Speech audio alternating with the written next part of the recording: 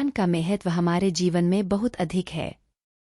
महात्मा बुद्ध की एक प्रेरक घटना से जुड़ी एक कहानी हमें यह समझाती है कि कैसे सही फोकस और समर्पण से जीवन को सफलता की ऊंचाइयों तक ले जाया जा सकता है। एक समय की बात है, महात्मा बुद्ध अपने शिष्यों के साथ उपदेश देने के लिए दूसरे नगर में जा रहे थे। काफी दूर चलने के बाद सभी शिष्य थक गए और उन्होंने फिर महात्मा जी से कहा, गुरुजी, यदि आपकी अनुमति हो तो कहीं रुककर कुछ देर आराम कर लें।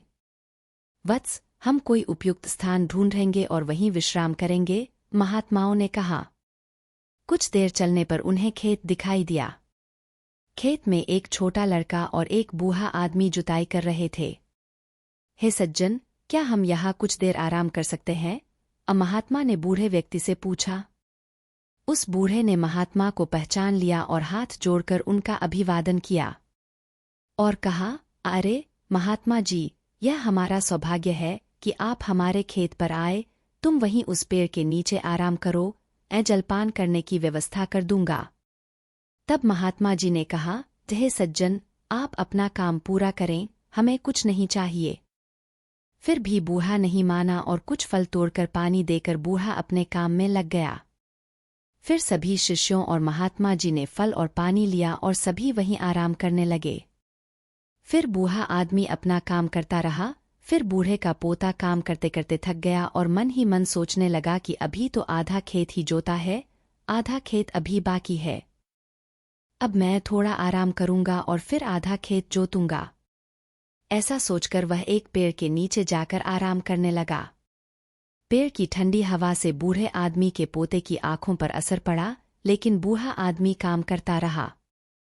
फिर जब तक बूढ़े का पोता सोकर उठा, तब तक बूढ़ा पूरा खेत जोत चुका था। वह दृश्य महात्मा जी और उनके शिष्यों ने देखा।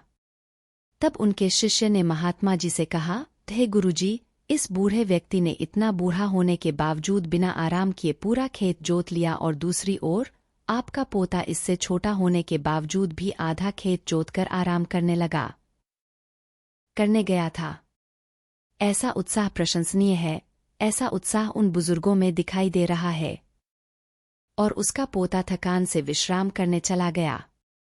हे वत्स, तुम ठीक कह रहे हो, लेकिन ऐसा इसलिए हुआ क्योंकि वह बूढ़ा व्यक्ति केवल खेत जोतने पर ध्यान दे रहा था, शरीर की थकान पर नहीं, महात्मा ने कहा।